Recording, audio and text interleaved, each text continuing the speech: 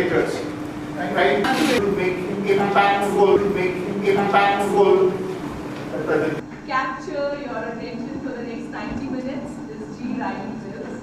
He's a very, very interesting. Queen of England was still around. She hired him to train her staff. So if you want, you can Google the TED Talk and learn more about it. How many of you know what an Emmy Award is? Thank you so much. Thanks, Archie. I appreciate that. Thank you, everybody, for being here. The last half hour, you're actually going to get to try them out and put them into practice. You might win one. Gallup does a study every year about employee engagement around the world. The percentage of global employees are engaged and excited about their job. You understand the question? India or United States? Are people more engaged in India or more engaged in the United States? Boring. It wasn't routine. So if the work environment at a company is toxic, whose fault is that? It's money if they love going to work, and if they have a boss who's really helping them grow and develop. Okay? The third thing was, hold on, in the black and white. Anybody see the movie The King's Speech? So it won the Best Picture years ago. That is the former King of England coaches who helped the people on the top become the great speakers they eventually became. If you saw the movie The King's Speech, you know this was the Australian actor who helped the King of England with his delivery so he could get up there and stand in front of his people and deliver a powerful speech and lead them through a difficult time. The rest of these I found while I was writing this book. I kept stumbling upon instances of famous people using acting coaches to help them with their communication. So why is that important for us for the next 90 minutes? That's my background. So I worked for many years as a professional actor, doing television, theater, film, commercials. I did a Nike commercial with Michael Jordan. You know Michael Jordan, the basketball player? Me and Michael Jordan got to do a commercial together. I did a TV show called ER. It was a hospital show. It was the #1 show in the United States with George Clooney. You know that show? Young people probably don't know that show. It was popular back in the 90s. So that is where Pinnacle is different than other companies. We're not teaching any acting today. You're not going to be a good actor at the end, but the same things we study in acting school, how to use your voice, how to use your body language, your gestures, how to listen, how to hide your nervousness if you're scared or nervous, we learn how to do all that.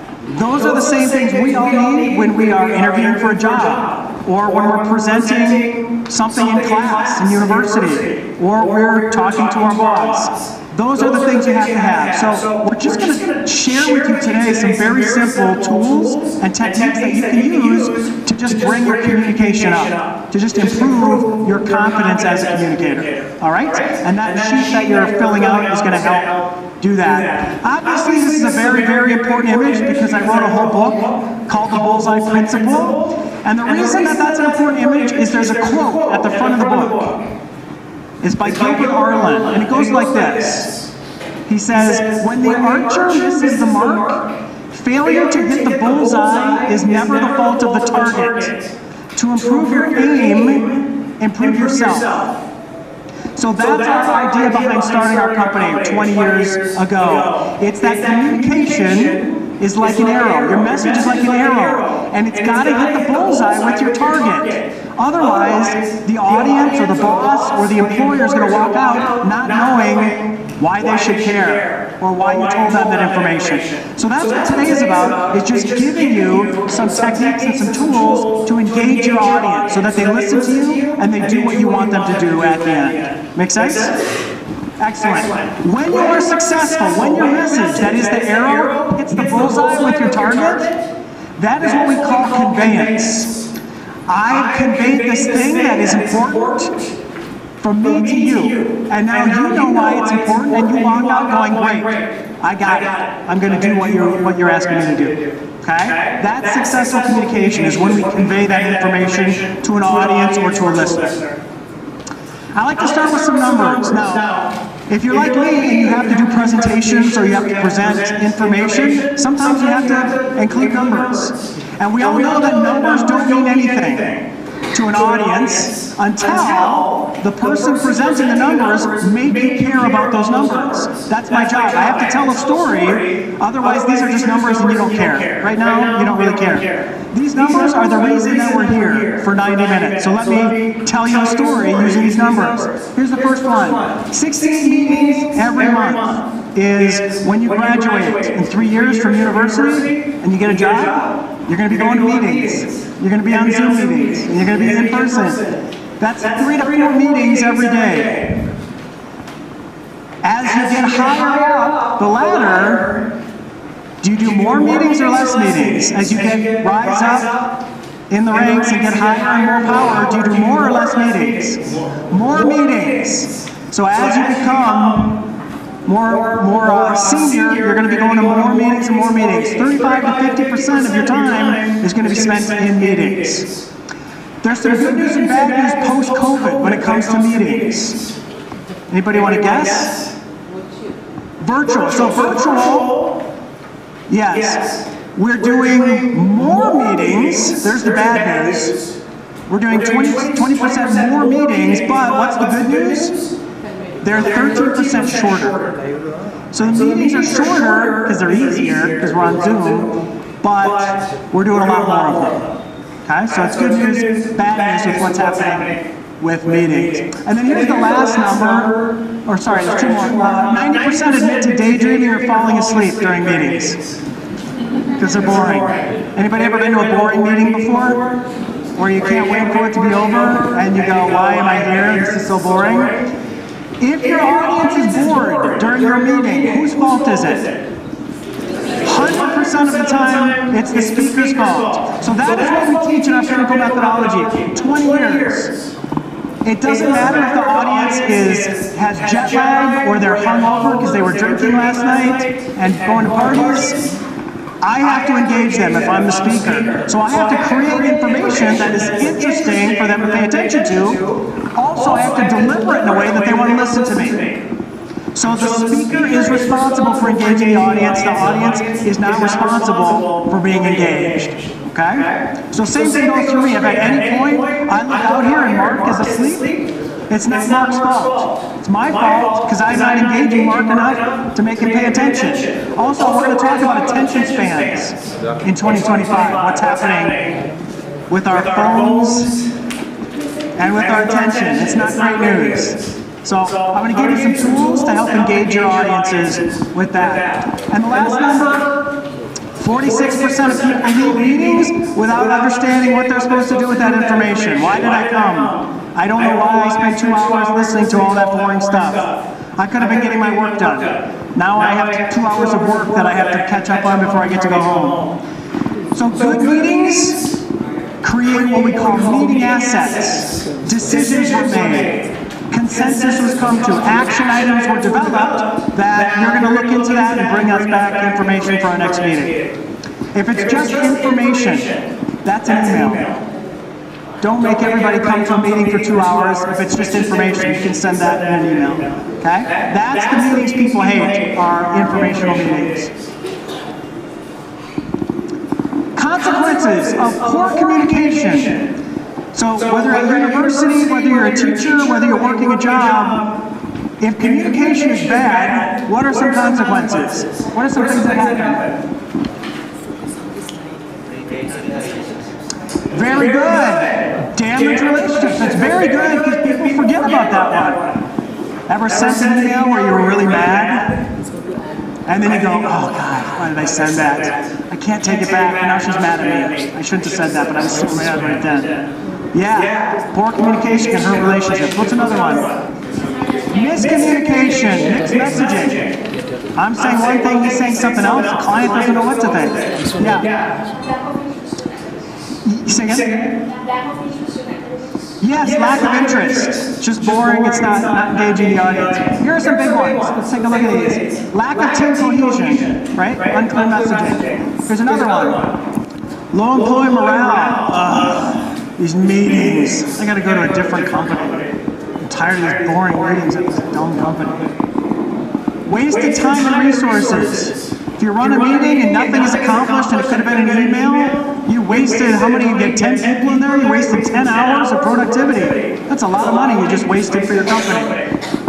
Damaged relationships, you said that one. Lost revenue. You just lose money. Big problem.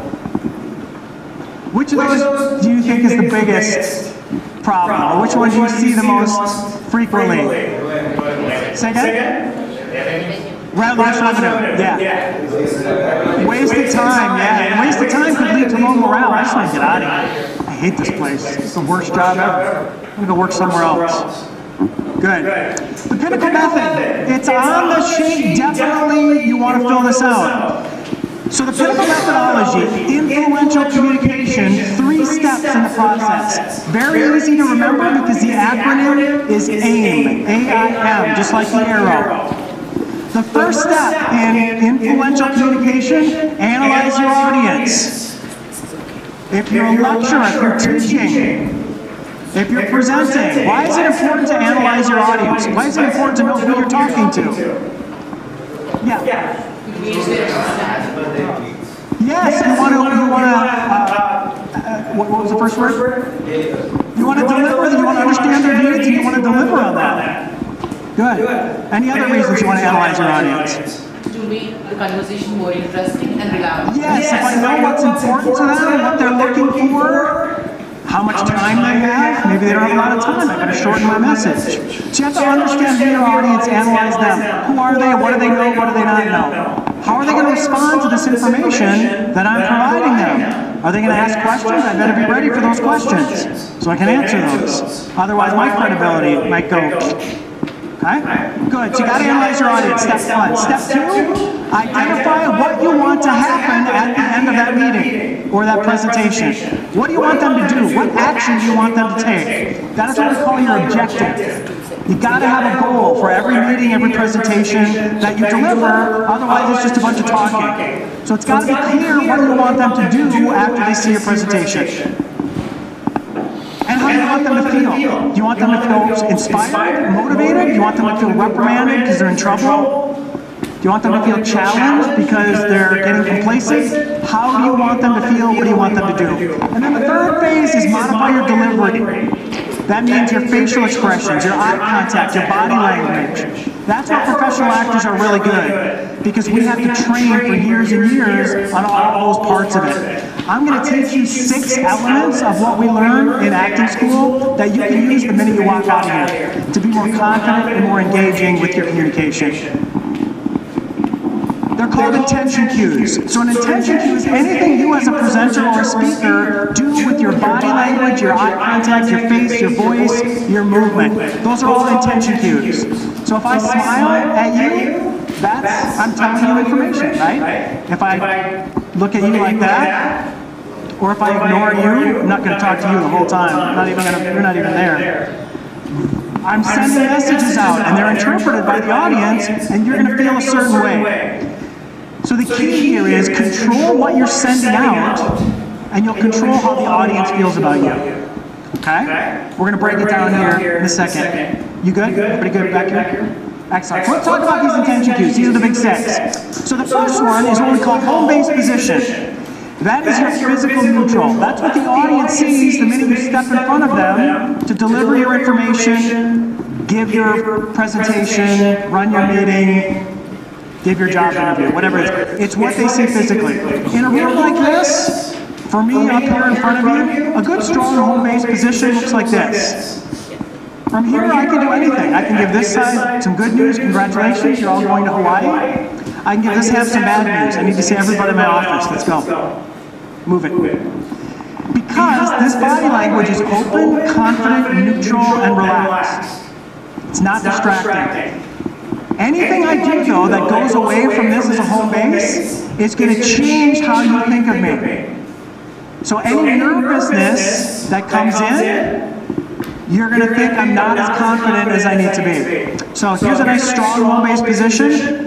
I'm going to throw in what we call pacifiers, nervous energy or nervousness that shows up physically. See if you notice where it is. And what if I would have started this presentation doing this instead of having a home base? So here's this nice strong home base, professional, I'm ready to do a TED Talk. I'm going to start adding in some things that you probably sometimes see with speakers who are not quite as nervous. You see anything that I'm doing that's not, that I should stop doing?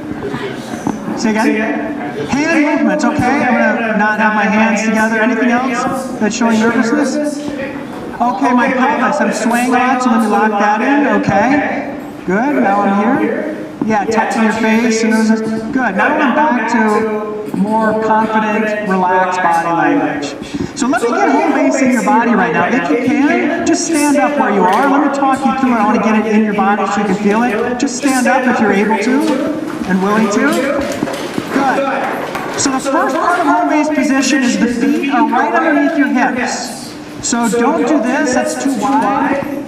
That's not great. And then don't do this. No great TED Talk has ever been done. Hi, I'm an expert on this thing here. And yet we see this all the time when people are presenting in front of an audience, right? Keep those feet under the hips. Give yourself a nice strong base. Good. Moving up. Knees are unlocked. So don't lock your knees. You should be able to bounce on them comfortably. Good. Working our way up. Back to pelvis. So this part, centered, relaxed, and locked. So it's not shifting back and forth. So lock it. Good. Working our way up. This is the hard one. I'm already looking out and seeing this is a hard one. What do I do with my hands, my arms? If you're not sure, throw them up, drop them down. Wherever gravity puts them, that's where they're supposed to be. No tension, you're not a soldier. Okay? They should be loose, relaxed, right by your side, just like this, just like this, just like this. Perfect, good. And then you're going to use them when you want to use them, but when you're not using them, they just hang by your sides. Good, working our way up. Chest is open. Not too puffed up. Right? If I was started like this today, it's up. Yep, it's up. That sends out the wrong message. And you don't want to, that's not great either. So nice confident chest. Shoulders relaxed, chin level. So none of this, it's up. No, don't want to do that. Eyes forward, head rests on the neck. That's your home base position. That's when you step up in front of an audience. That's what it looks like.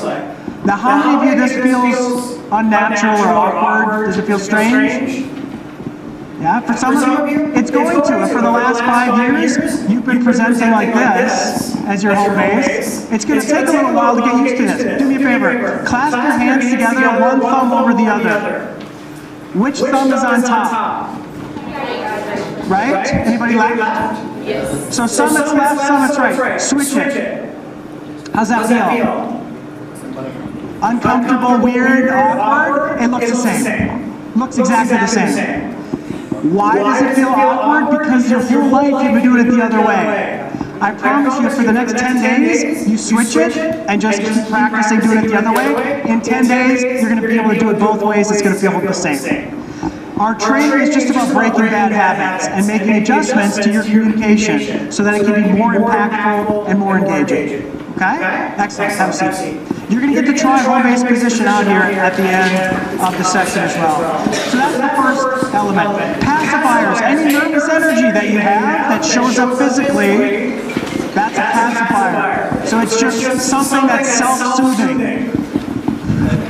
We've all seen this, right, for a presentation. That's somebody who's nervous. No great TED Talk has been delivered with somebody starting out like this. Relax, relax, open it up. Chill out, it'll be fine. So watch out for pacifiers. Next up, verbal viruses. What are verbal viruses? Anyone want to take a guess on that? Fillers, ahs and ums. Why are they bad? 2 reasons that they're bad. Say again?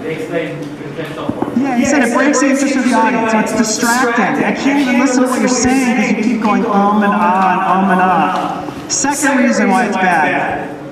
Let's say you're a professor. Let's say you're a teacher. Why is it bad to have a lot of ahs and ums? Lack of confidence, lack of preparation, lack of credibility. How do you get rid of them? When we have a full day training, we have an exercise that'll strip them away, that'll help you get rid of them. 2 things you can do. Number 1 is awareness. Do you even know that you're doing them? If you don't, record your Zoom call, record your meeting, and then watch it back and make a little mark every time you use a verbal virus. Second thing, slow down. That's how you get rid of verbal viruses. Verbal viruses are almost a signal to yourself telling you you're going too fast. I can't connect the thoughts, so we fill all that with garbage. Don't be afraid of silence. Don't be afraid of a pause before you move on. Audience is fine with you trying to gather your thoughts. Okay? Excellent. Next up, vocal dynamics, how you use your voice. Generally, globally, if I speak really quietly in front of an audience like this, how am I perceived by my global audience? And I'm an expert in communication, and I'm here from Chicago to talk to you. What do we think of someone when they speak very quietly when they're presenting? It's not there, the intonation's not there, but lack of confidence, lack of credibility. So you want to bring your voice up just a bit. Bring your voice up so everybody can hear, even you people in the last row. Also, kill the monotone. If everything is like this, and I just did this for the next 90 minutes, and I talked like this the whole time, it gets boring. You're going to fall asleep. So you got to vary it. Good, so watch out with that. Gestures. Shakespeare gave us the best advice about what to do with gestures. He said, suit the action to the word to the action. So as long as your gesture is supporting what you're talking about, I'm going from here over to here, it's going to be a good gesture. That's why hands in the pockets, crossed arms is no good, because there's no gestures. Another rule with gestures, if you want to be seen as confident and engaging, they should happen above the waist. Keep the gestures up here, they're the strong ones. If all the gestures are down here from the whole presentation, I'm going to talk to you, but I'm going to gesture all the way down here. Yep, that's a good point. Thank you for coming, everybody. This is really nice to see everybody. It's we, right? Good leaders, good strong communicators, bring the gestures up above the waist. And then the last thing is eye contact. Is that important?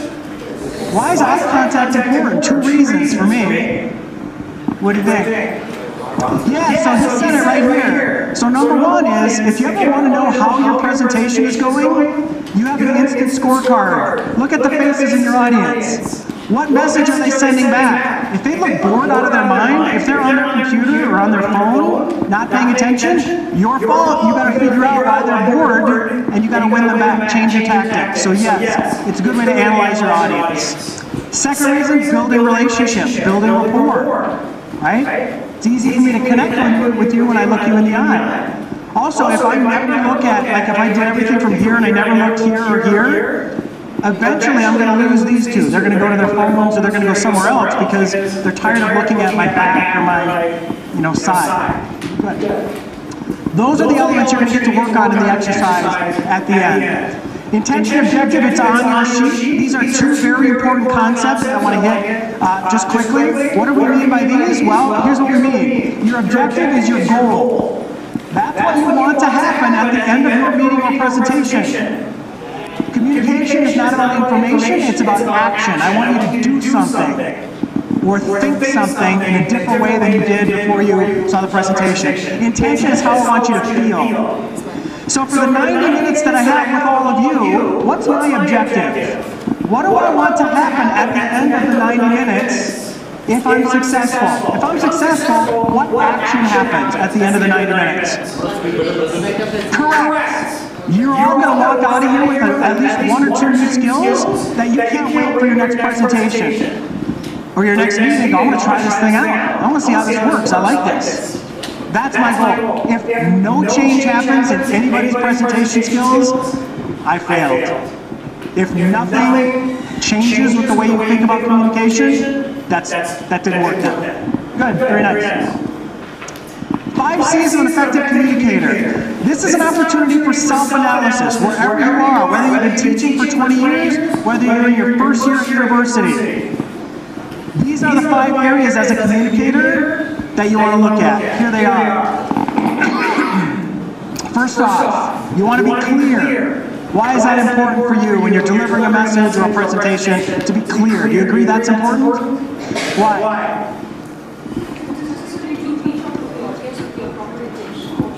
Yes, you have to reach out to your audience with the proper intention. It has to be clear what I'm asking you to do and how I'm laying it out. Otherwise, your audience is confused. I'm not going to get what I want. Second one, concise.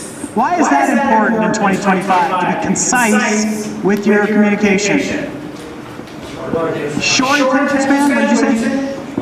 Yeah, short focus. Short focus, short attention spans. We're going to talk about some new studies on attention spans, what's coming out. It's a little scary. Keep it tight. People hate meetings that go on and on and on and on when it could have been shorter. Confident. We like speakers, we like presenters who are confident.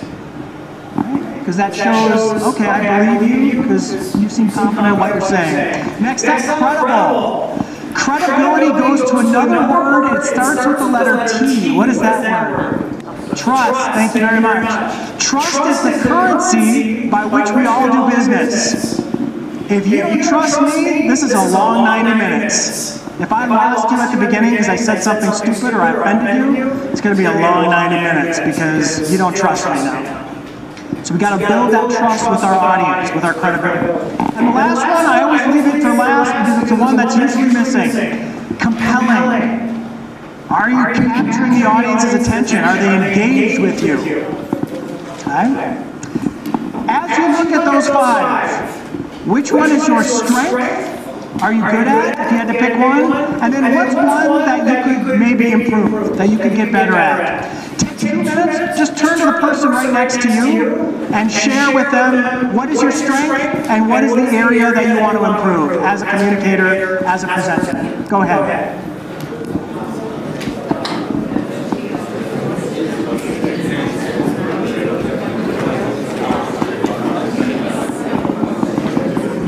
What did you say, confidence? Is your strength? Okay. What's your area to develop? Clear, be more clear. Great. What did you say? Huh? What did you say?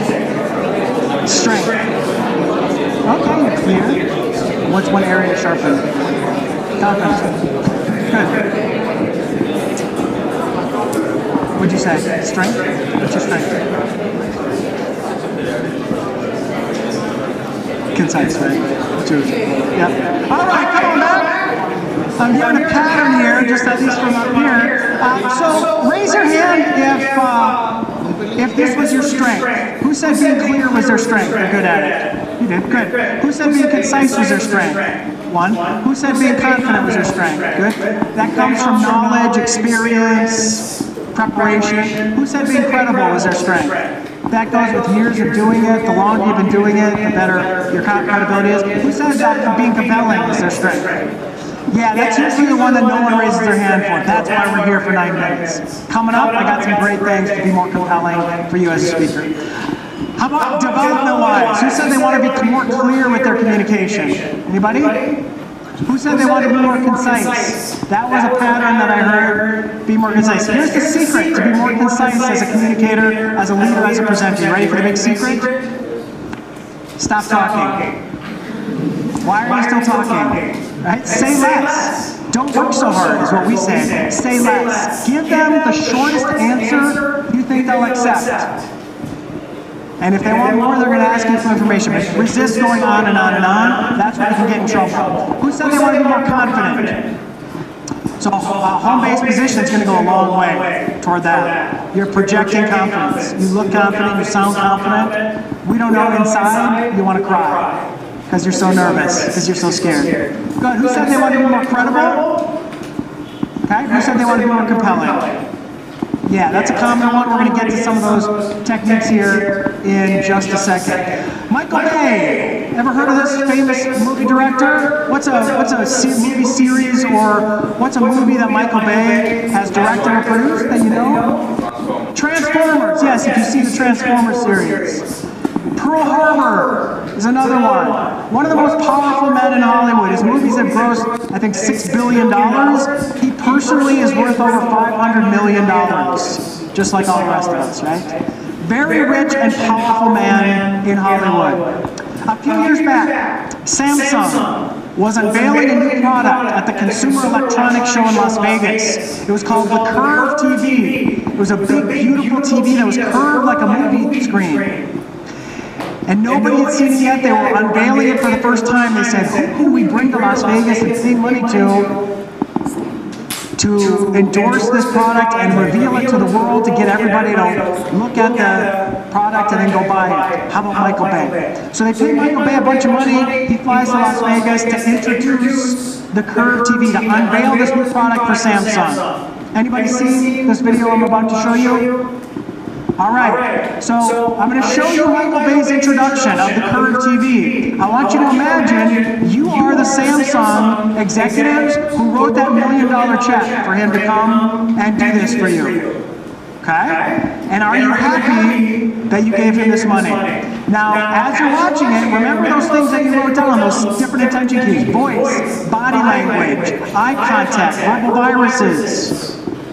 How does he do? You know what to look for. Let's take a look. Does he look confident? Does he look engaged and excited about this product? Here we go. Ladies and gentlemen, director and producer Michael Bay.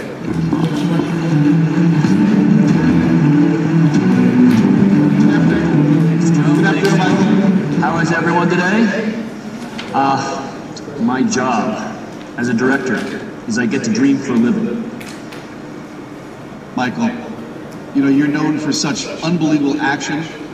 What inspires you? How do you come up with these unbelievable ideas?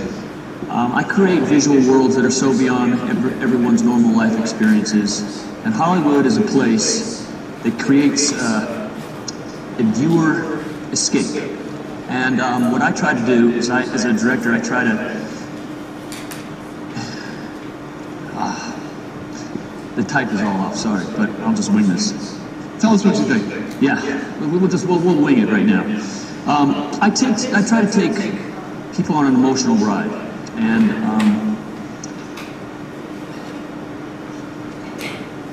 The Curve? How does it? How do you think it's going to impact how viewers experience your movies? Excuse me, I'm sorry. Okay. Ladies and gentlemen, let's thank Michael Bay for joining us. That was it. He didn't come back. So what do you think, Samsung executives? Are you happy you gave him $1 million or whatever you gave him to come out? So what did you observe? Did he look like a powerful, confident? Not at all. This is one of the most powerful men in Hollywood. He can get anything he wants, and nervousness overtook him. What did you learn about the Curve TV? Nothing. We don't know anything about it. His one job was to get us excited about this product so we go buy it. And all we could focus on is how nervous and uncomfortable he was. And he just bailed. He just left. Right? So I show this to you not to beat up on Michael Bay, but to show you that even one of the most powerful men in his industry, it still happens to them. They get nervous. And if he would have just followed all the things that I talked about so far today, home-based position, smile, eye contact, thinking on your feet, he would have been in much better shape. Good. How long does it take to make a first impression? Hold on, I haven't given the books away yet. Let's take some guesses here. I'll do 5 guesses. Raise your hand. 10 seconds? Nope. 15 seconds? Nope. Nope. 5 minutes? Nope. Somebody say it back there. 5 seconds. Somebody do that back there. 5 seconds. That's how long you got. So in 5 seconds, somebody's going to make their judgments on you. So you're interviewing for a job. The first 5 seconds, they're making a lot of judgments about you. Whether you're confident, whether you seem likable, whether you seem open, whether you seem nervous, whether you seem confident. So that home-based position is very important. The minute you take the stage, let them see a confident, relaxed, passionate, excited person, even if inside you don't want to be here. You want to be somewhere else. Right? That's going to help with that confidence. When I was writing this book, and I have a new book coming out, so if you're on LinkedIn, link in with me because I'm going to be announcing this new book that's coming out. It'll be out in August. So I've been spending a lot of time talking to neuroscientists about communication and influence. They've been very generous with their time, and I want to share a couple things that they taught me that I want to teach you. And it's about how information is put out to people. So as a speaker, when we're presenting information, we're running a meeting, there's two things we want. First is engagement. I have to have you listening to me, because if you're on your phone, this was a waste of me flying all the way from Chicago if you're on your phone and not listening to what I'm saying. So you've got to get them engaged. The second thing is memory. You want what you're saying locked in their memory, at least the important points, so that when they go home to dinner tonight and somebody says, hey, what did you do today? And you said, oh, I saw this speaker from the United States, from Chicago. Oh, what did he talk about? I don't remember. If you say, I don't remember, that's bad, because nothing's stuck in your memory. So one of the reasons we have this sheet is to capture those important points so you can review it before you go home for dinner. So we're trying to get engagement and memory. However, in 2025, it's hard because like every good story, there's a villain, and in this case, reactance. Reactance is the walls people put up to influence, to change the way they're doing things. We don't like to change. We like to do things the same way because it's comfortable, and if people feel like you're trying to influence them, they put up a wall and they push back. So you got to break through that wall of reactance. The way you do that is with neuroscience and your message. Here's how you do it. When you're crafting your message, there's two parts of the brain your message has to impact if you want it to be a good message. The first is it has to be logical, meaning it's tapping into the neocortex, all those neurons that are in the neocortex. It has to be logical to your audience. But logic is not it. You can't just have a logical message. You also have to get the limbic system involved, and that's emotion. You have to make the audience feel something, get excited about something, make them laugh, make them have fun, make them enjoy hearing this information that you're providing to them. That's going to help shake them out of the boredom that a lot of presentations put us to sleep with. Modern attention span. So Gloria Merck is the foremost expert on attention span. She's out of California. And in my new book, I talk about some of her recent findings. Here are some of the big ones right here. Facts about the modern attention span. What is the average time that we spend before switching between screens? So we have a bunch of different tabs open, or we have our phone and we have our computer up. How often do we go between screens, between tabs? What do you think that is? Say again? 5 to 10 seconds, he said? 1 or 2 seconds you go between screens? Any guess? 5 minutes? So here's what you found. 47 seconds. We want to switch, we want to do something, check something new. I want to check the scores, I want to check the news, I want to... Okay. So that's not a lot of time. How about this one? Switching between tasks. So I might be doing 2 things at once. How often do we switch between tasks? I'm doing my expense reports, and now I'm kind of bored. Let me check to see if I got any texts since... you said 2 minutes? What do you think? 8 minutes? Here's what it is. 3 minutes. Here's the last one. Check this stat out. How many times a day do we touch, type, or swipe on our phone? A text, every letter in a text is 1 tap. So at the end of the day, if you added all those up, what do you think it is? What do you think? 3,500? Not too far off. Yeah, here's what it was. 2,617. Now I have 2 daughters, 24 and 21. I think young people might be more than that because they only know this. You brought up with, you don't know life without the internet, right? Or without a cell phone.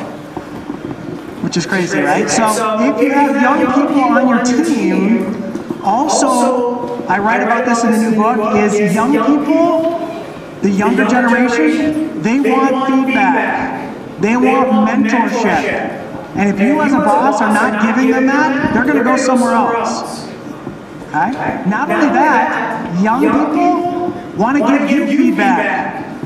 Even if you're the boss, they don't care you've been doing this 20 years. Let me tell you what you're doing wrong that you could be better at. So for older folks like us, we got to be used to it. We got to be open to feedback from our younger team members if we want to keep them around.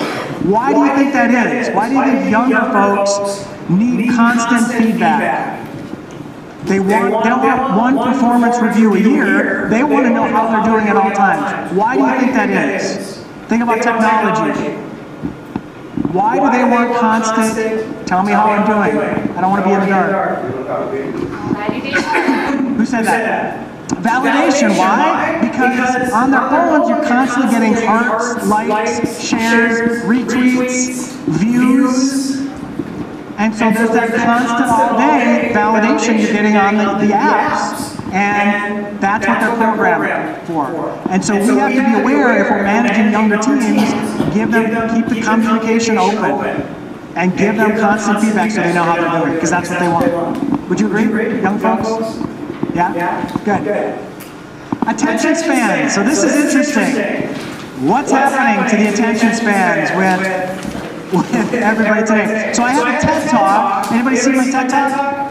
So you can go to TED.com or go to YouTube. I did a TED Talk in China a few years ago. It's called Are We Killing Communication? And in that TED Talk, I talk about where communication is going and what's happening to attention spans. So these are according to Gloria Mark, the different types of attention span. First type of attention span is just transient attention. So I'm working and all of a sudden somebody pops in my office and asks me a question, I answer it and they leave. Short attention, just right there and I'm back. That's pretty easy to come back from that. So transient attention is the first type.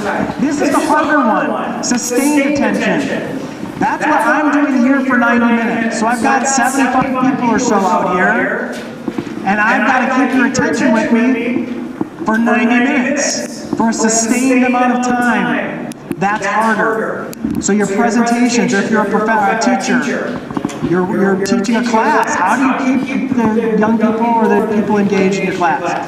There's a third type of attention. Didn't exist when we started this company 20 years ago. But it exists today, and you'll know what I'm talking about. Raise your hand if you have kids. Anybody in here have children? Do you have kids? All right. Have you ever seen this? Or if you're a young person, do you ever do this? Your kid is sitting doing their homework. They have their computer up. There's one screen. In the background, the television is on, and there's a show that they're half listening to. There's two screens. And of course, their cell phone is pinging and has messages coming in right there. There's three screens. Anybody ever seen that before? Right? That is what Gloria Mark calls kinetic attention. Going back and forth between all these different screens. So that is what younger folks and some older folks as well, that's what we are used to now. So if you are presenting information, if you are an educator and you're facilitating or teaching a class, you've got to take that into account, because that's how people listen and learn now, is they're used to changing and switching and not getting bored.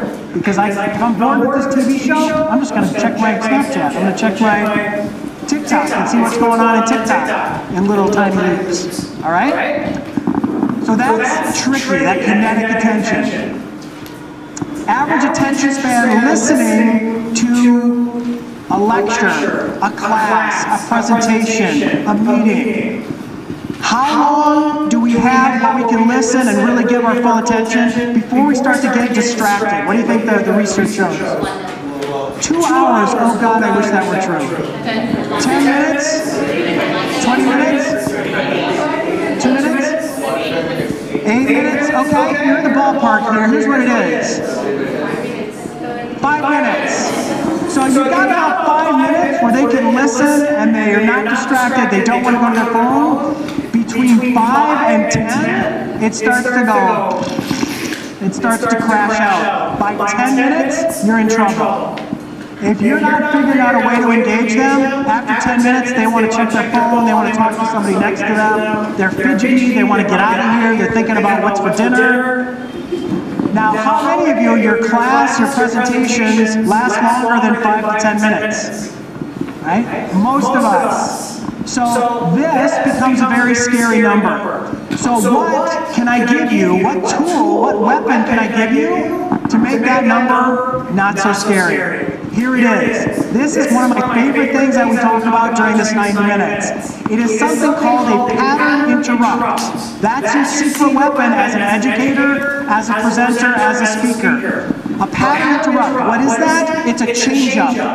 It's anything you can do to switch gears, to surprise your audience, to reset that clock and get another 5 to 10 minutes before they want to zone out again. A change-up, a pattern interrupt, you're breaking up the pattern. I've used some pattern interrupts so far in our time together. You probably use some in your presentations in your classes. What are some that I've used or some that you've used to break up the pattern? Let's get some. Kind of interventions like Q&A. Say again? Yeah, so asking questions, Q&A. I got a podium up here. I could have just stood behind this the whole time, couldn't I? I could have presented back here from behind here and you're just looking there and I'm just talking and I'm not asking any questions. That would have been a different presentation. That would have been boring. Videos, so switch it up. I got 2 more videos coming up that are really eye-opening. Yes, changing mediums, different visual aids. Somebody come back here? Yes, examples, stories, anecdotes, practical approach. Some kind of case study. Case studies, yes, those are all great. Yes, the moving, I'm coming, this is called spatiality. I'm coming down close, I'm coming here, so you see, I'm coming over here, I'm trying to ask you a question. The polling, raise your hand if you think this, raise your hand if you think this. The gifts, I got books to give away, right? Those are all things, those are pattern interrupts to make this first hour go fast. See it? Yes, you stood up and I did remember the phone thing, so you felt, oh, that feels terrible. That feels awful. Okay, I understand. Yes, those are all pattern interrupts. So if you don't use pattern interrupts, you gotta use pattern interrupts. Otherwise, you're gonna lose your audience. And they're very simple to use. You saw me using them today. Good. Here are some, I think we hit most of them, changing speakers. So this is cool. RT introduced me and then I came up. So some feedback or opinions. Adult learners, they love to be interactive. They don't want to just be lectured to. So they have thoughts, they have things they want to say. Visual aids we did, visual activity we did, ask a question we did, story anecdote. Yes. Any questions on those? Excellent. So this is the last piece. This is my other favorite thing that I can give you, a tool called Master Introduction. And then this is what you're going to get a chance to do at the end here in just a little bit. So Master Introduction is at the beginning of your presentation, your meeting, or your class. The first minute, trying to capture the audience's attention. There are 5 points you want to establish in the first minute for that audience to listen to you, to make it a good master introduction. I'm going to share those with you in a second, but before we do, I'm going to show you 2 master introductions by very accomplished people. One is terrible. And very quickly, you're going to understand which one is terrible because you're going to want me to turn this off because it's so boring. The second one is Rockstar. It's really great, and the reason it's really great is because that person includes all 5 elements of the master introduction. So I'm going to show you both, you tell me which one is the bad one, and then I'm going to give you those 5 things, and then you're going to get to create a master introduction for yourself. Make sense? All right, here's the first one. Muhtar Kent, CEO of Coca-Cola, one of the biggest, most famous brands in the world. Somebody with gravitas, somebody with power, rich, influential. So let's take a look at the beginning of his presentation, and you tell me, does he hook you in? Do you want to hear the rest of it? This is Muhtar Kent. February to make the same speech. And now I've changed it slightly because some of the progress that was made in this area and some of the things that I thought would be interesting I added to the speech, but actually couldn't make it because of a very snowstorm in February, and so it's taken us some time to schedule, but I'm really happy to be here. Okay, is that the good one or the bad one? What's his speech about? Can you tell me? We have no idea, right? We don't care. He didn't hook us in with anything that makes us want to listen. Yeah, how about his delivery? How about those intention cues you wrote down? A lot of fillers, ahs and ums. Verbal viruses, no gestures because he's leaning on the lectern. He's leaning on the lectern. Monotone in the voice, no eye contact. He's looking down most of the time. Once in a while he looks up. Just not very interesting. Not confident. Right? Now I'm going to show you Kelly McGonigal. This is from her TED Talk. This is the opening minute of her TED Talk.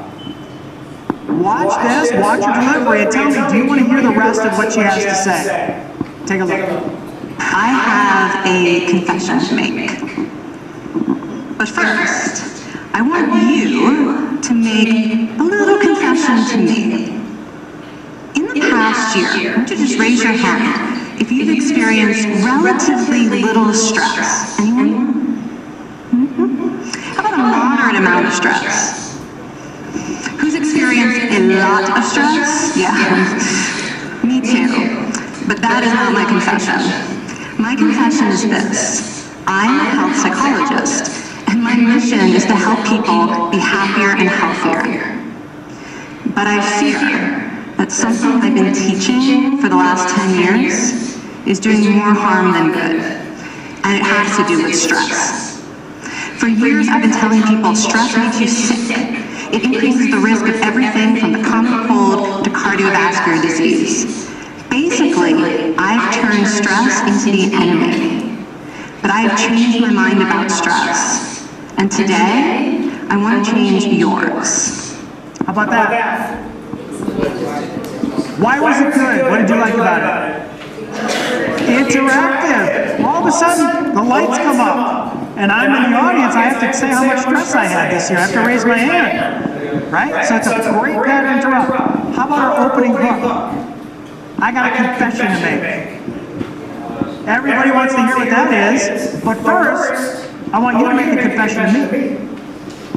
Really great. Also, humility, saying, I'm an expert on stress. I've been telling people this for a long time. I was wrong. And today, I've changed my mind. I want to change yours. Fantastic. I want to hear the rest. So you can go watch the rest of it at TED.com. So why was her master intro so good? Here's why. Because she hit all 5 of these elements that are invisible on this screen right here. Why are they invisible? Here we go. Here they are. The first one. We saw it on the screen, but this is the first element you have to include in your master intro, so write this down. Name, role, credibility. Who are you, so I can pay attention? RT did the heavy lifting for me. She introduced me. Do you remember anything she said about me and my background? What's one thing you remember? Yes, I worked for the Queen of Buckingham Palace training her staff. What? Say again? Yeah, Manchester United. I worked at Manchester United. What else? Yes, the Emmy Awards, yes. Yes, one of the top 100 people. Yeah, why did she tell you that? It's not for my CV, that's not important. It's to establish credibility for you so that you at least pay attention for the first 5 minutes. After that, it's up to me. Because I could have all those credits and be boring as heck. Right? But it's for that establishing credibility. So you can establish your credibility just by saying your title sometimes. That can establish your credibility. Next up, hook. You gotta have some sort of hook to make me lean in and go, I can't wait to hear where this class is going. This is cool. She did it with, I have a confession to make. But first, I want you to make a confession to me. Great opening hook. So what are some things you can use for a hook? Asking a question, making a provocative statement, and then tying that in to what you're about to teach or what you're about to share. That's another good one. A visual aid. I've seen visual aids that are really good hooks. Story or anecdote. That can be a good hook. Any other hooks that you might use? Yeah, just connecting the points. It could be a current event. If there's something going on, let's say, I don't know if you saw this yesterday, Heathrow Airport in London, the whole airport shut down. One of the busiest airports in the world, there was a power outage, they shut the whole thing down. So let's say my presentation today was for a company that's all about energy and business and how to get energy to business. That would be a great opening story to go, who saw the front page of the paper today? Here it is. Blackout at Victor Report. So my name is Gary Mills. Today I'm going to talk about 3 things that we're going to do at this company so we're never on the front page of the newspaper with a blackout. Okay, that could be a cool opening hook. Next thing, topic. What are we here talking about? Is it clear? Does everybody in the audience know what we're here to talk about? If not, lay it out. We're here to talk about presentation skills and communication skills. Or we're here today to talk about bringing energy to this company. Next up, what's the benefit? Why do I care? And finally, the last thing is, what's your objective? What do you want me to do at the end? Is that clear? Clearly, she wants us to think differently about stress, and maybe not stress so much about stress. The good news about these, they can go in whatever order you want. Have some fun. If you want to start with the hook before we even know who you are, great. Doesn't matter. Think of what would be best for this audience. Here's what I'd like you to do. Take 2 minutes. Make up a meeting or a presentation in your head that you have to deliver, or a class you have to teach, and build the first 1 minute. Just sketch out a master introduction that's going to make people want to hear the rest, or stay for the rest of this class. Okay? Don't overthink it. What's a good hook? Is it going to be a question? Is it going to be a story or an anecdote? Okay? Take a couple minutes, just sketch that out here. Let me know if you have questions, I'll come around.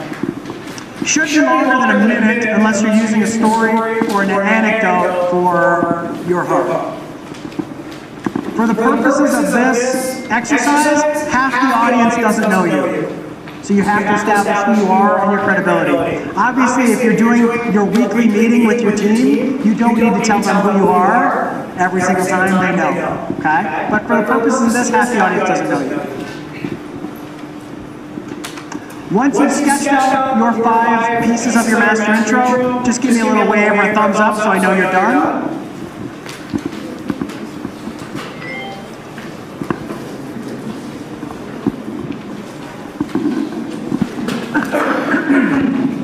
You're good? Yeah? All right. Got 1 done, 2 done. Thank you, Mark. 3 done. Thank you. Analyze that audience. What kind of hook would resonate with them? What's going to interest them and make them go, okay, I didn't know it was going to start out like this. I'm interested.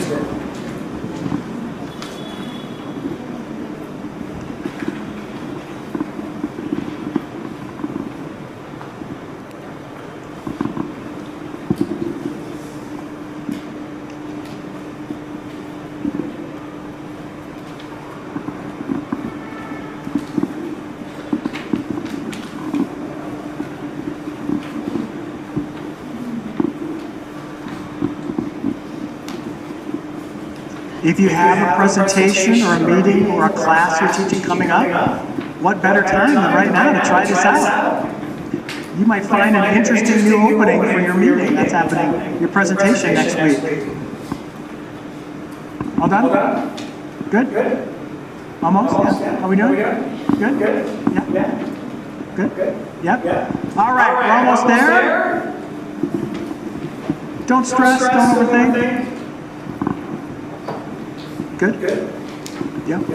All right, here's what I want you to do. Question? Here's what I want you to do. Person right next to you. Boom, you two. Get with your partner, and we got a big room here, so I'd like you to get up and just find a spot in the room. Here's what I want you to do for the next 10 minutes. Is one person is going to deliver their master intro to the other person. Do it standing up. The other person can sit if you want, you can stand, doesn't matter. Deliver your master intro to that person. The other person is your coach. They're going to give you feedback on how well did you do with these things. If they're not sure what you want them to do at the end, they're going to tell you, I don't know what you want me to do with that. What do you want me to do? Or if you didn't hook them in, they're going to say, I don't know what your hook was. It didn't really start out yet. Also, coaches, give feedback on home-based position, eye contact, gesture, voice, all those things we talked about. Once you do that, we're going to flip it, and then the coach is going to deliver theirs, you're going to become the coach for them. Give them feedback on their master intro structure as well as their delivery. What could they have done better with gestures or eye contact or voice? All right? Any questions? Don't be perfect, we're just working, this is just a chance to try it out. Get with your partners and just find a spot in the room here. Get up and let's go. Let's work it.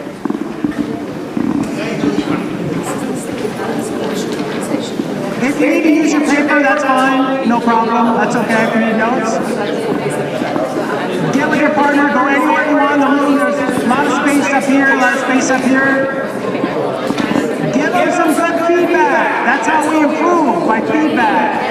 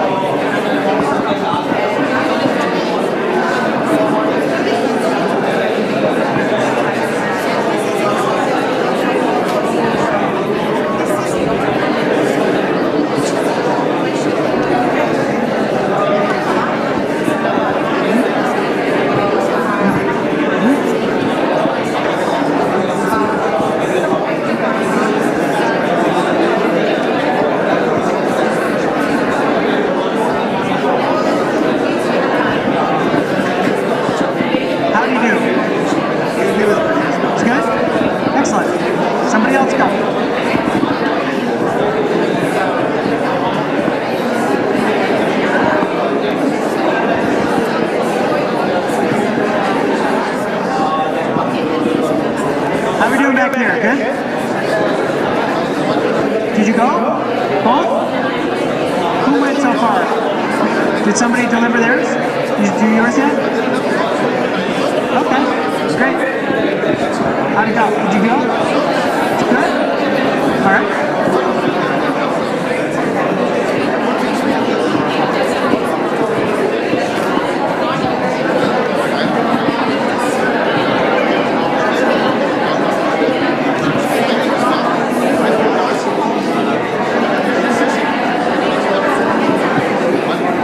Are we good going over a bit because we started late?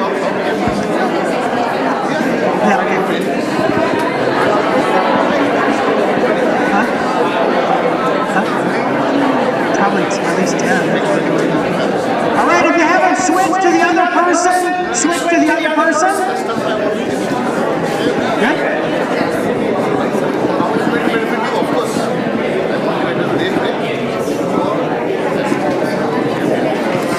Good?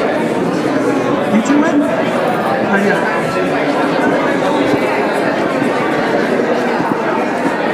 How do you do? Is it good? Did he have all the elements? What kind of hook? Yeah, what was it? I heard a little bit. You have jobs for you? Do you what? You have enough jobs for Hyderabad for yourself, sir? Yes. All right. Cool. Okay, that's what I'm learning. I love it. Great. How'd it go? Yeah. Yes. Apart from doing gestures with eyes, Yeah. they do have gestures with their eyes. Oh yeah, for sure. Gotcha. All right, finish up the second person and come sit back down once you've gone both ways, both sides.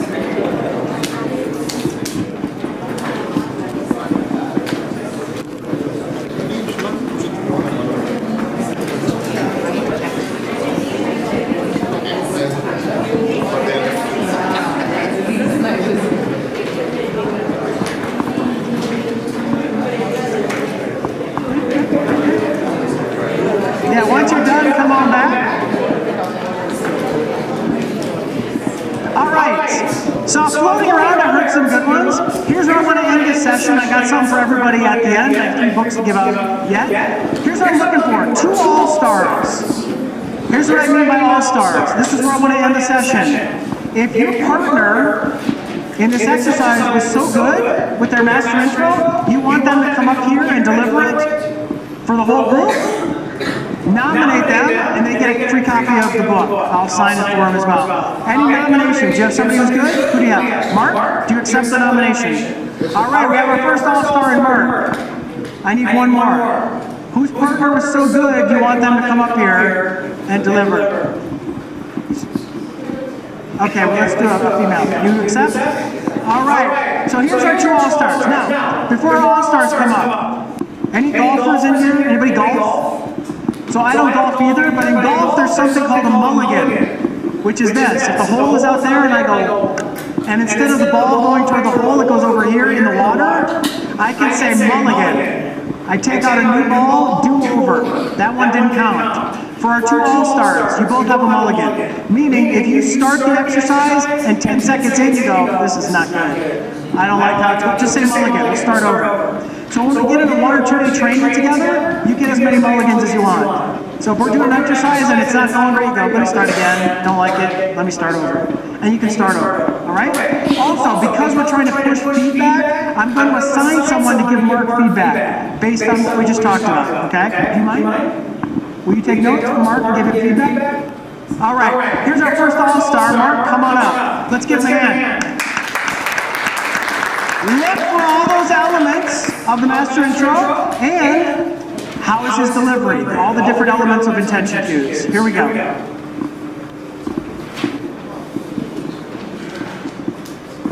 Good morning, everybody. Morning. Are there enough jobs in Hyderabad for you guys? You think so? Why? Why do you think so? Well, if you walk across Hyderabad, practically every 3rd shop or 4th shop will have a vacancy. And you say there are no jobs. But if there are jobs, are you capable of getting them? Are you capable of getting those jobs? That's a question I'd like you to ask yourself. And that's the reason I'm here. My name is Mark, and I'm coming to you today to deliver a session that helps you get to those better jobs. Jobs, maybe you land up with 1 or 2. But how do you get the best job? This is what I'm here for. I come to you with about 25 years of experience, doing some jobs that you'll be probably doing in the next 25 years. And I'm here to help you with a little bit of stuff, how to get the best job, and how to land up with those jobs. At the end of the day, today's session, you land up being more confident. You land up with the confidence that, yes, I can walk into an interview, and I can be sure that I will be taking a job and go home. And then, how does it benefit you? What are you going to get from the session? At the end of the day, all of you need better jobs. And we in Telangana, right now, out of every 100 graduates, only 20% are getting jobs. You want to be in that 20%? That's why I'm here. So welcome aboard. It's nice to be here, and let's begin. Give me a hand. How'd you feel? How'd that feel? How do you do? Let's go to the coach there. Give him some feedback. Right? Yeah, how about delivery? Voice, body language, eye contact? And then he gave a clarity about what he's here about, and then the benefit to get a better job, to build confidence, and the object, how it will be conducted. Yeah, perfect master intro. Give him a hand. Good job. Thank you very much. Well done. Second all-star, taking us home. Do you mind giving feedback? Yeah? Great. You ready? Let's give her a hand. Welcome her up. Hello everyone. Do you like stories? So what if I told you that I can take you right now into a world of innumerable stories? Plays, epics, romances, novels, poetries, you name it. I can tell you any number of them. Because let's be honest, in today's world of rat race, a bit of imagination doesn't hurt. feeling suspension of disbelief. Hello everybody, I am Dr. Nirojata. I am a professor of literature and I relish in listening and talking about stories. So, to begin with, I would like to take you on a journey into Shakespeare, the man who had captured the imagination of millions around the world with Romeo and Juliet, adaptations, films, epic performances, which we still relish every moment today. Why should you attend my session? What's the harm in knowing more about the person who said the famous lines, "What's in a name? A rose is a rose." So come join me in an epic session of stories, beginning with the Bard of Avon himself. Give her a hand. All right. How'd you feel? I want to go to that class. Anybody else? Good. Let's go to the coach. Give her some feedback. Credibility was very good. Yes. Then she made us to move into an interest that we wanted to more do so. Yeah. And we all she is confident. And then when this epic session, she wanted to introduce that. Yeah. And her passion came through, didn't it? Yeah, really good delivery, voice, body language, modulation. If we were going to keep working, be careful of this gesture, because you're such a powerful speaker, this weakens your power. So just open it up, let us see those palms, keep it open. Very, very good master intro. Give her a hand. Excellent. Thank you to our 2 all-stars. Very nice. I want to do a quick skill check. Look at everything you wrote down. Everything we talked about for the last 90 minutes. What's one takeaway? Something you learned, something you want. We did over here, who was it? Just told me eye contact. She said eye contact. I'm really going to practice my eye contact. What's one thing? Talk to the person next to you and decide, share with them, what's one takeaway? What's one thing you learned that you're going to try to practice in your next presentation or your next class or your next meeting? Just take 1 minute to share with the person right next to you. What's one thing you learned that you're excited about?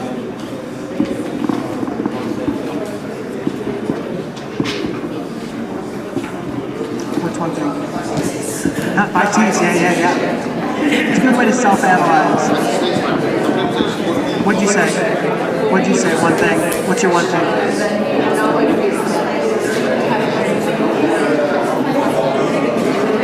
Yeah, exactly. All right, come on back. Good, come on back. Let me just grab a couple. I'm just going to call on a couple of people. Let's share what's one thing you took away that you go, I'm going to practice that, I'm going to learn that. What's one thing for you?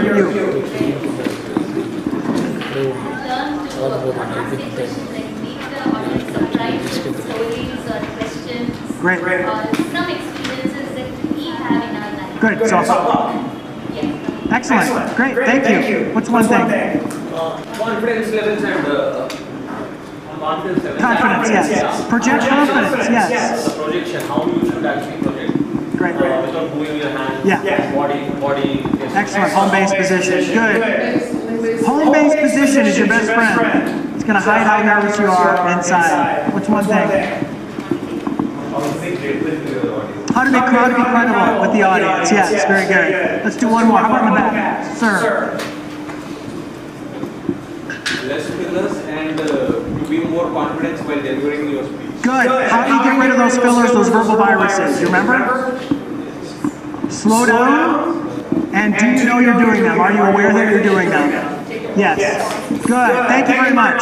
So here's the last thing. As a thank you to everybody, if you want to continue to work and sharpen all these skills, this is the offer that only you get to take advantage of. We have a master class. It's 22 hours of short videos. Some of it's me, some of it's other Pinnacle Master instructors on every topic leadership-wise that you could think about. Storytelling, projecting executive presence, interviewing for a job, asking better questions, answering questions, delivering difficult news, listening better. It's a $285, that's what we charge for it. You guys get it for $50 for attending this session today. And so take that QR code, scan it, and I think you have like 4 days that that's going to be good for. All right? coupon code and the session summary. Yeah, so that's the other thing, is if you're looking down at your paper and you're not very good at taking notes. I was terrible at taking notes in college. So don't worry, if you're like me, we're gonna send you the session summary all filled out. We're gonna send it with all the answers, just scan that code, we'll send it to you. Also, if you link in with me and you have questions we didn't get to here from there, we're constantly pushing out free content, videos, new research. Excuse me. And so link in with me, link in with Pinnacle so you can stay on top of all that. My new book is called Synergy and Sparks. You can look at it on Amazon, it's already available, but it won't be out until September. Thanks everybody, I really appreciate your attention, I appreciate you being here. I'm going to stick around for a little bit, and then we got to catch a flight. If you have questions, you want to talk, we'll come up here. I think they want to get a picture of everybody together, if that's even possible. We'll get pictures, and I'll take pictures if anybody wants to get pictures, or get their book signed. Happy to do that. Thank you so much. Hope I see you all again, and we get to work together in the future. Great job. You're the winner for sitting up front. Do we want to do a picture? Yes. How do we do it? Who wants to coordinate that craziness? Radical? Should we do it up here? So yeah, you can face on the other side and everybody can stand. We'll get a good nice picture. You all want to be there with us? Come up here? The entire group there.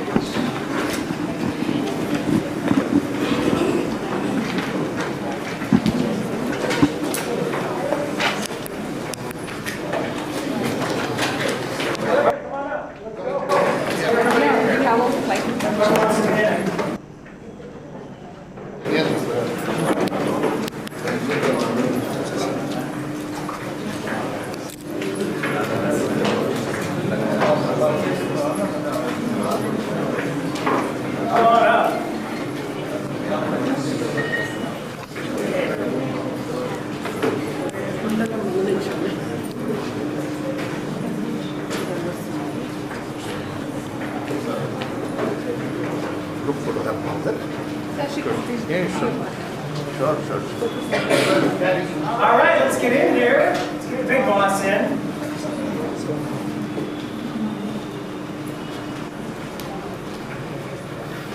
All right. Can we get everybody in?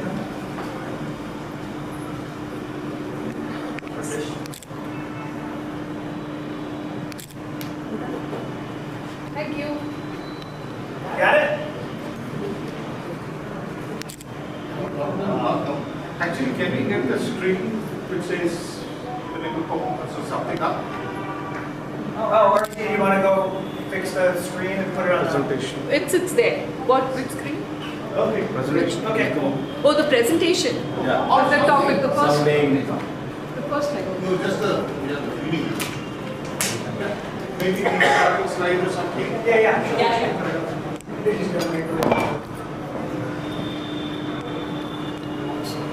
Are you getting all of it? Go right to the first slide, RT. Sorry, Gary. I'm asking her.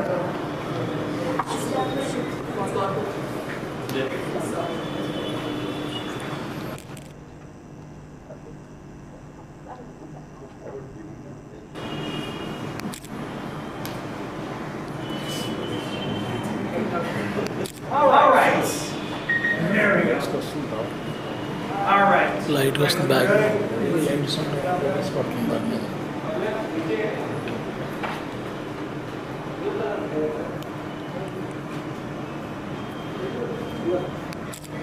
Okay. All right. Thanks, everybody. Thanks for spending your Saturday. It is Saturday, right? Yeah, thanks for spending Saturday with us. Fantastic. Because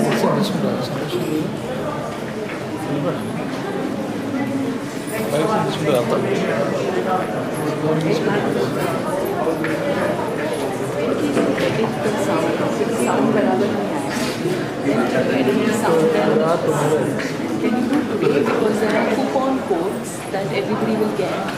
So we need to do it urgently. So we can look at it, the cleaned up version, and we'll send the recording. Full. Can you do that today? Please. The recording is sent it to Rakesh. So we will email it to everybody. The recording recording, the edited recording link. Yeah? Sound out of the students.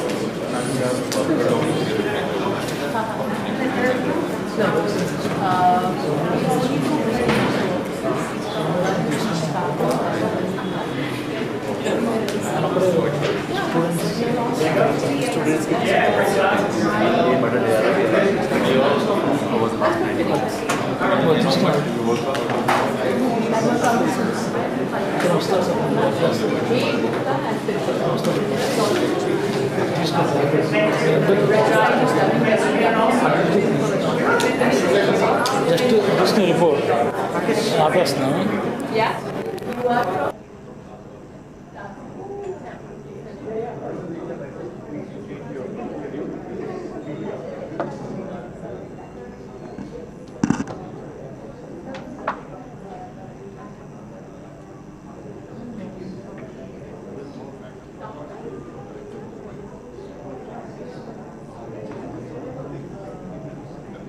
Thank you so much. Thanks for being here.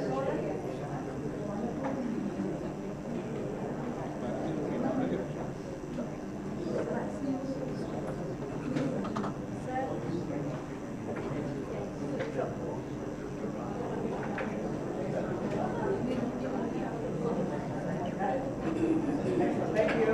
Thank you for coming.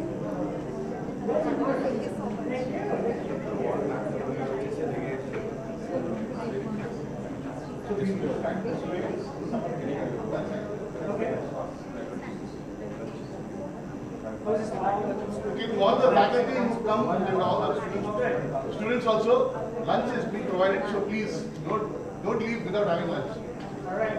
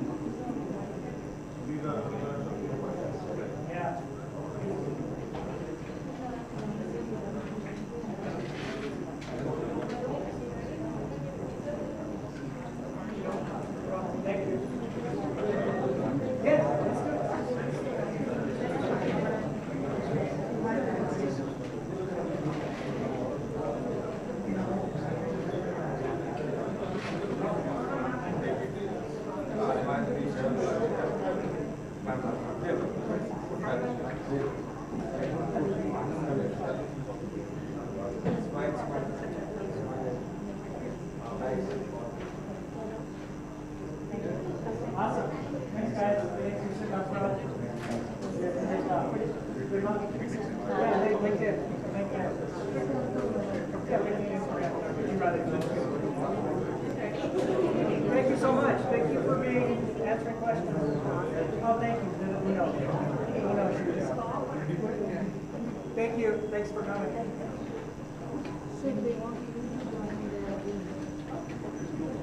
Thank you. Thanks for coming.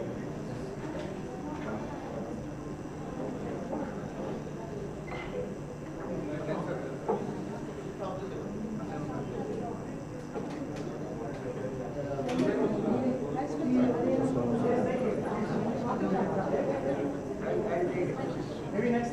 class longer.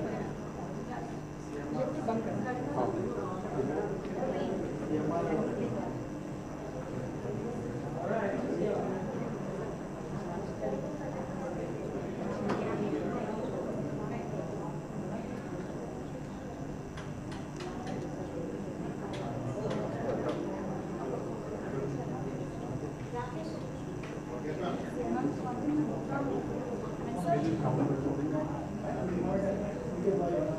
Thank you so much.